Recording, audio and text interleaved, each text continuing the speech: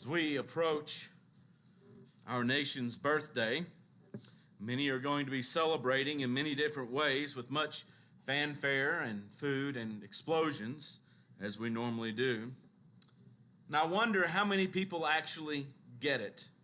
All of those who are blowing up stuff and thinking about the long weekends or the break in the middle of the week actually understand the greatness of America.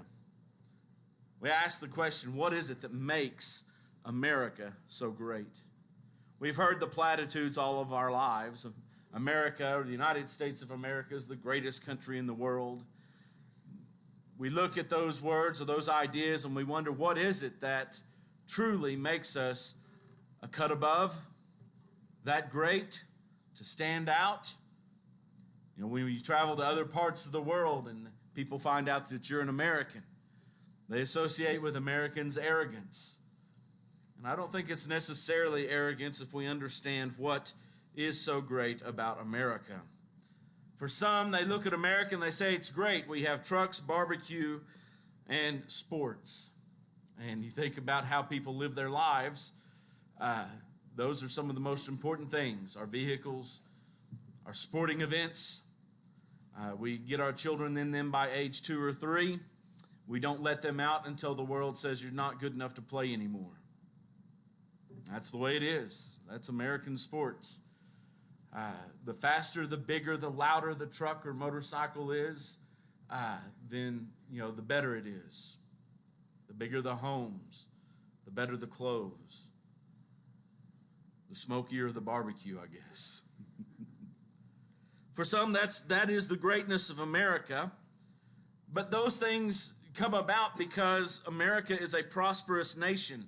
And so they think of money and wealth and prosperity. And certainly those can be blessings in our lives. But it is good that America is actually dedicated. What makes it good is that America is actually dedicated to the life, liberty, and pursuit of happiness. We think of those things and we're so thankful to have liberty that whenever we can contradict the ideals of the government, that we don't have to necessarily fear for our lives, right? That the country or the government is poised to protect our lives to the best of its ability, to give us liberties and freedoms which we enjoy, that we as individuals can take that responsibility that is given to us and pursue happiness on our own accord. Those were some of the very founding principles. They were written into our foundational documents: life, liberty, and the pursuit of happiness. That it affords the government, or the governed, I should say, the right to participate in its governing. We are the governed as the people of the United States of America, and we have an opportunity to participate in the governing of this country. Vote to put in people who are willing to enact laws that better coincide with our values. Those are great things. Those are wonderful blessings that we have. But I think most importantly, what makes America great was that it was founded upon a moral principles, and that those virtues continue in the fabric of our society. George Washington got it. If no one else today gets it, he got it. Washington once said that religion and morality are the essential pillars of a civil society. And he was right. Not just American society, but any society that's going to survive at any length of time, with any prosperity, with any happiness within its citizenship. It has to have religion and morality. The skeptic deist Ben Franklin, he got it. I have lived, sir, a long time, and the longer I live, the more convincing proofs I see of this truth, that God governs in the affairs of men. And if a sparrow cannot fall to the ground without his notice, is it probable that an empire can rise without his aid? The Unitarian John Adams, he got it. I agree with you in sentiment, he wrote, that religion and virtue are the only foundations, not only of republicanism, but of all free government, but of social felicity under all governments. What were? Well, he said religion and virtue.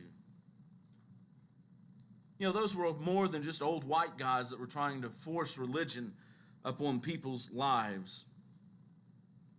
They were the contractors of what we refer to as the greatest Republican experiment in the history of the world. And it is called the United States of America. The ideals of life and liberty and the pursuit of happiness were worth every drop of blood that has ever been shed to protect them and have them in our country. Yet of each one of those men, they understood something that many today just don't get.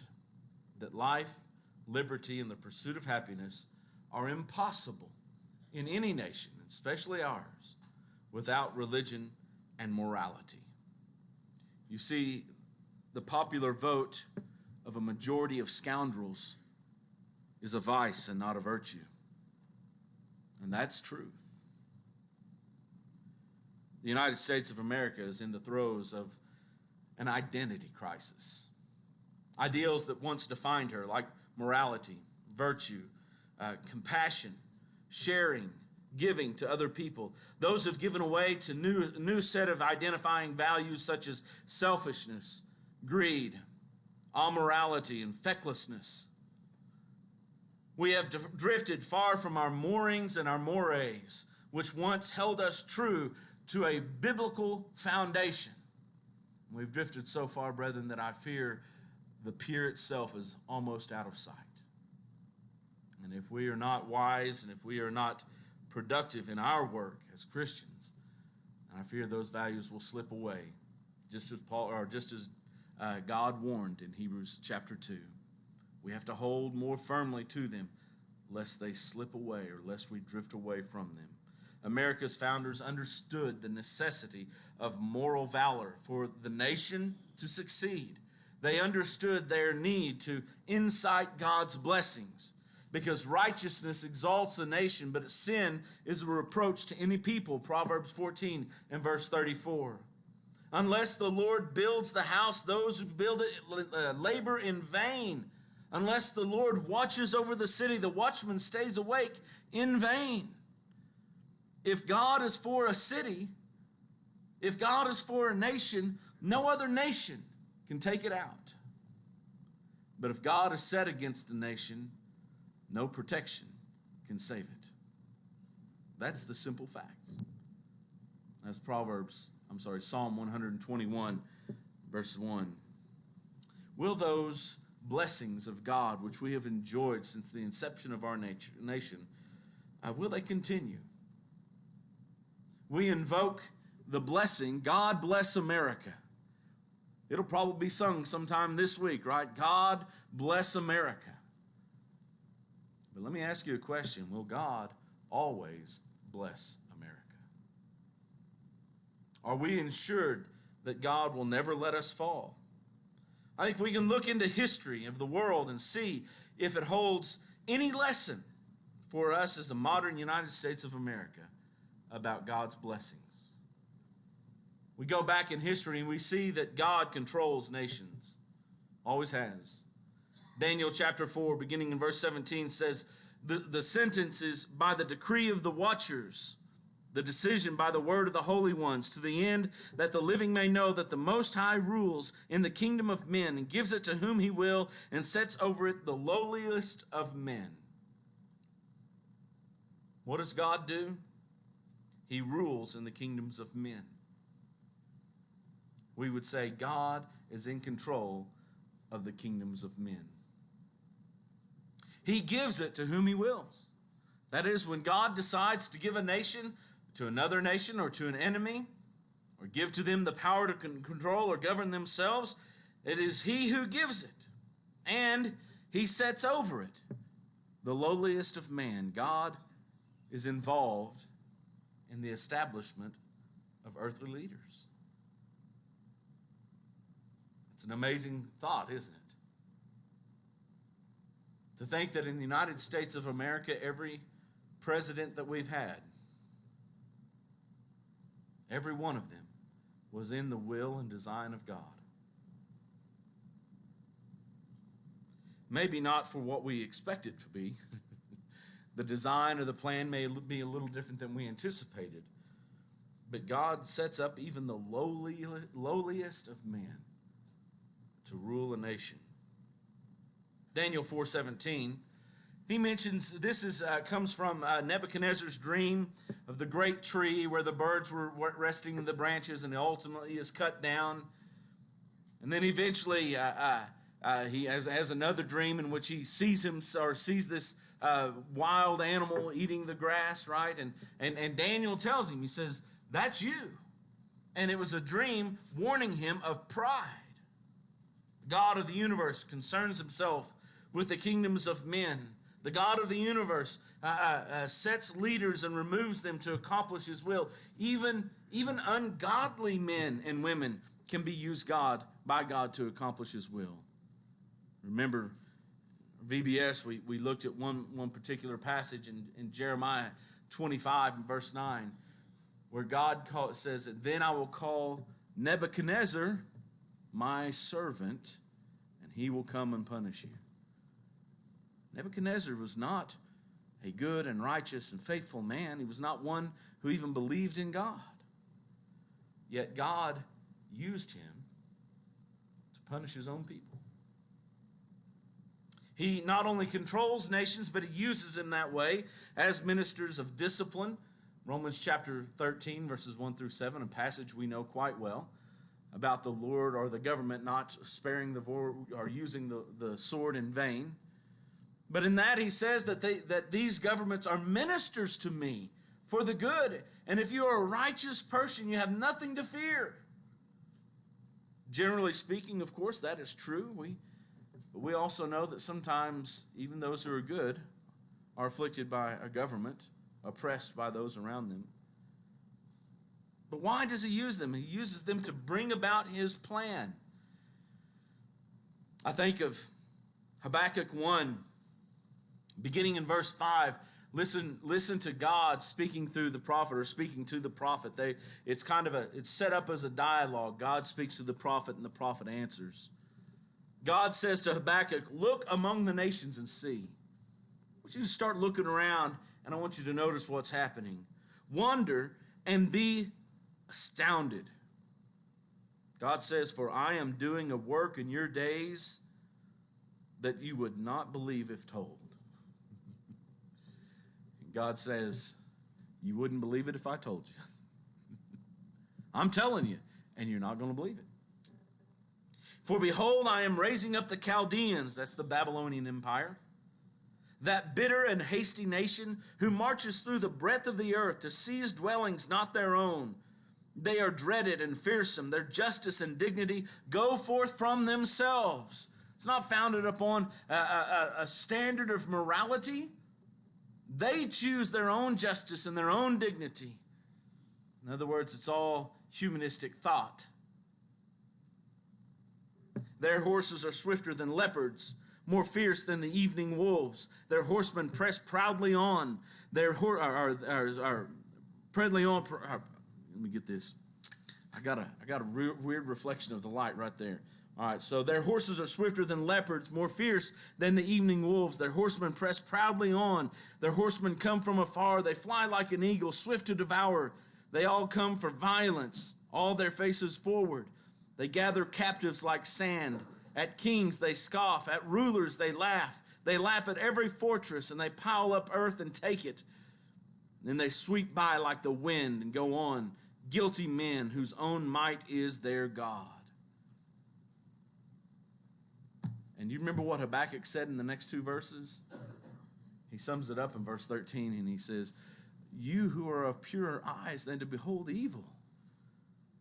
It flabbergasted Habakkuk. How, God, can you use such a nation that you describe as being so evil and wicked? The Chaldeans. They seize people's dwellings that are not their own. They're plundering and pillaging the land. How can you use them, God? Because God is in control of the kingdoms of men. And he uses them to his own purpose. In Daniel chapter 2, when Nebuchadnezzar has the great dream of the statue of the head of gold and the arms and chest of silver and the belly and thighs of brass and the legs of iron and the feet of iron mixed with clay.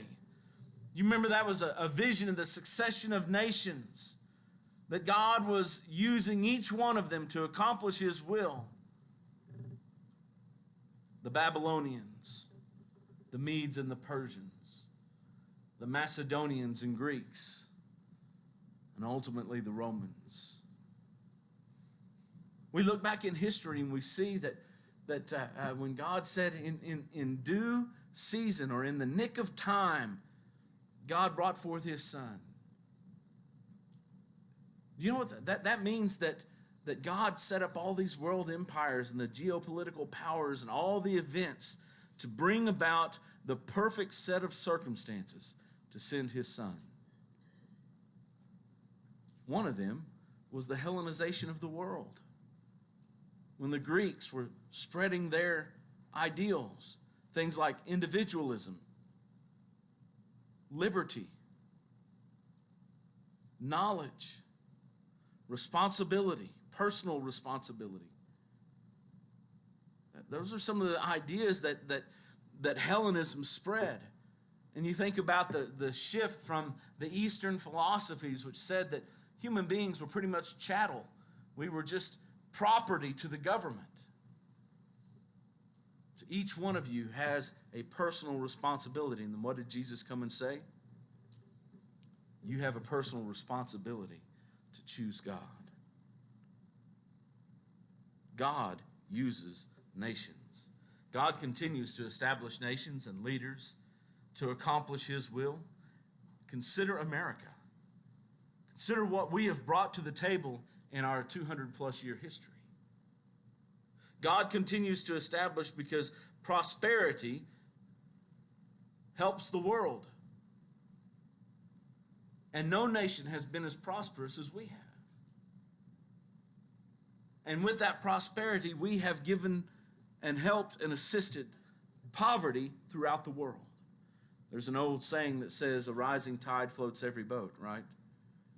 When the prosperity of America rises, you know what's happened to the world? The prosperity of the world has risen too. It has.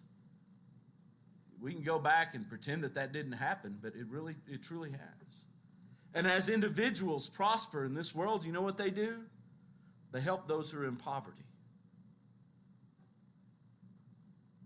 You think that's a blessing that the world has experienced because of God blessing America? I do.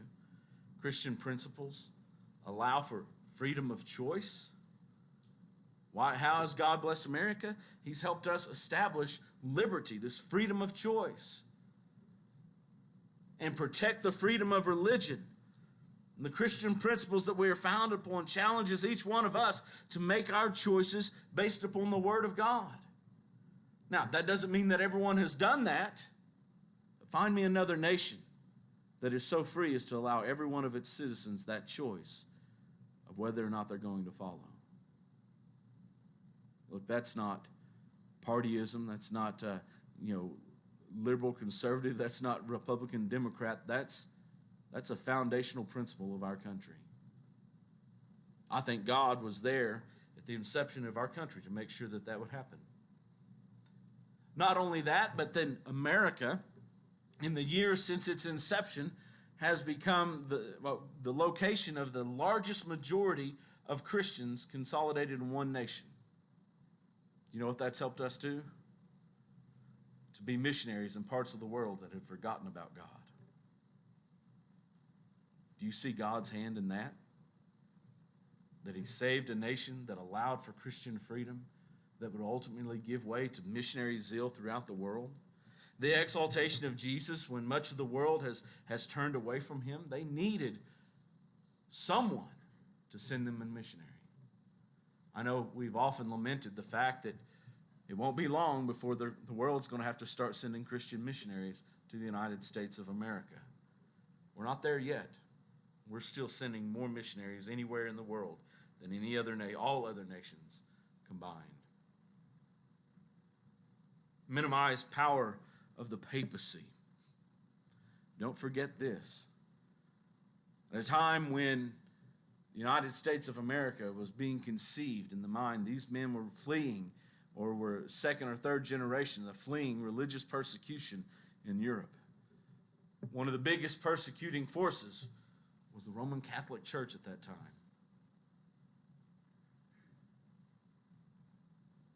It was so inherent in these men and women of the inception of our country and the founding of our country that it was years before a Catholic president ever stepped on the stage. And when he did, it was considered scandal by a lot of people, because the United States of America minimized the threat of Roman Catholicism. It allowed Christianity, New Testament Christianity, to prosper and thrive in this new nation. And it is put upon each one of us, as we mentioned, the responsibility of the individual. So God controls nations, but God also chose a nation in history. Go from your country and from your kindred and your father's house to the land that I will show you, and I will make of you a great nation, and I will bless you and make your name great, so that you will be a blessing. I will bless those who bless you, and him who dishonors you I will curse, and in you all the families of the earth shall be blessed. Genesis 12, 1 through 3. God's promise or call, we call it the call of Abraham. It's where God calls to Abram and he says, I'm going to make of you a great nation. This was, of course, the Israelites. And he blessed the entire world through them by the coming of the seed, that is Jesus Christ. When he repeats that promise in Genesis 22, verses 17 and 18, that in your seed shall all the nations of the earth be blessed. Paul picks up on that in Galatians chapter 3 and verse 19 and explains that seed is Christ. It's not the presence of the Jewish empire. It is Jesus Christ. That was the nation. God chose that nation, and he blessed them. And they were a great nation, and what made them great wasn't just the number of people they had. It's that they were a theocracy, that God was their ultimate leader. He chose other nations at different times, providentially caused them to come into power or to prosper, and then, of course, took them out at appropriate times. The ultimate conclusion of Habakkuk is God basically saying, yes, I'm going to use the Babylonians. Yes, they're more wicked than the Israelites. And yes, when I'm done with them, I will punish them too. Because God is in control. He uses these nations, and he has caused some to prosper, like Egypt. Egypt had to prosper in Genesis chapter 37 through 46, because through the prosperity of Egypt, he saved the nation of Israel during the famine. God caused the Midianites to rise up in Judges chapter 6, because the Israelites had forsaken God, mixed their religion with the religions of men around them, forgot God, and so God allowed the Midianites to punish them. The Assyrians came into power in 2 Kings chapter 17, and they took away the northern kingdom. The text says that only Judah survived. God rose up Babylon to punish the southern kingdom. And then you had the Medes, the Persians, the Macedonians, the Greeks, the Romans. See, God has been in control of all of these nations, and he has chosen them to be his servants at different times. And it's hard to dismiss the providential hand of God in the origins of the United States of America. Not just by looking at the private writings or sayings of the founding fathers, but to look at the documents that they created to govern us. Particularly the United States Constitution. It drips with liberty afforded by God and provisions to seek God on his terms. And it relies on moral people, which is exactly what God has always relied on. The righteous. The righteous would save the nations. The righteous would save those around them. The righteous, the righteous, the righteous. Not only, though, does God control nations. But God also punished nations. Look no further than Israel, God's chosen people. They were punished for their sins against God. Jeremiah famously kept repeating, the sword, the famine, and pestilence. The Babylonians were coming. The nation was punished, taken away in 70 years. They came back, it says, as a remnant. You remember that? A remnant. You know what a remnant is? It's a small part of what was originally there. God kept them around, I believe, to fulfill his promise to Abraham that he was going to bring a seed. But look, Israel was a broken and scattered and powerless nation by the time Jesus came on the scene. That's why so many of the Jews were looking for a Messiah that was going to bring a military revival. And they were so disappointed when he went to the cross. Righteousness. God has providentially protected those nations which are righteous or exhibit righteousness, that uphold fairness and equity, that value life and freedom. That righteousness that exalts a nation has to come from its people. Proverbs 14 and verse 34. As America's moral foundation crumbles through unashamed sin and debauchery and hate and greed and illicit sexuality, the punishment of the Lord hangs like the sword of Damocles above the nation. If God did not spare his chosen nation, can we expect that God would spare a nation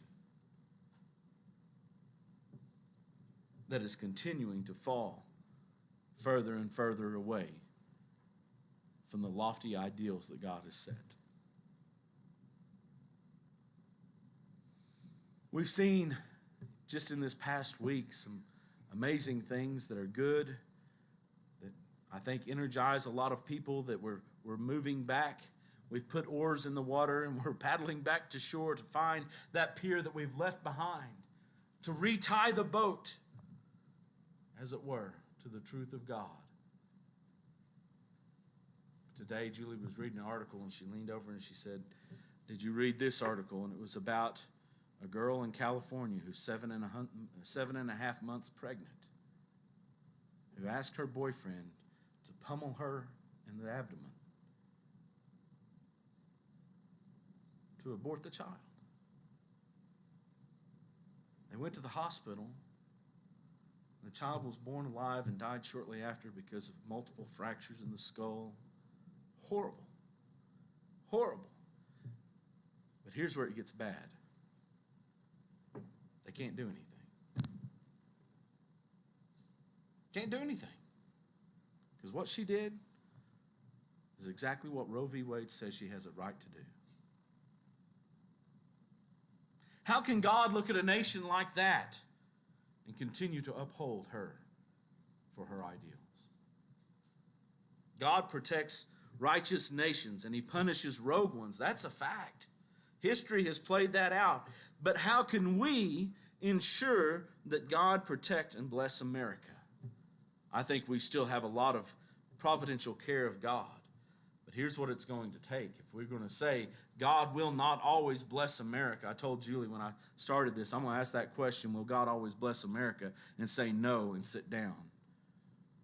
But I thought better of it because because we didn't have any extra people on the Lord's table tonight, so I had to get something longer, right? No, God's not always going to bless America, but there are things that we can do to help invoke the blessings of God. But listen, it's not going to take a transformation of laws. It's going to take a transformation of lives. I mean, I'm all for this country outlawing abortion, yes. But that's not what's going to stop abortion. What's going to stop abortion is when people at their heart know that it is killing a life which God has sanctified. Outlawing such things as homosexual marriages is not going to get rid of the sin of homosexuality. What's going to get rid of the sin of homosexuality is when hearts are convinced that it is sinful and contrary to the will of God, and that those who are engaged in it are hurting themselves and hurting their society and sending their own souls to the depths of hell. And those transformations, they take place because of us.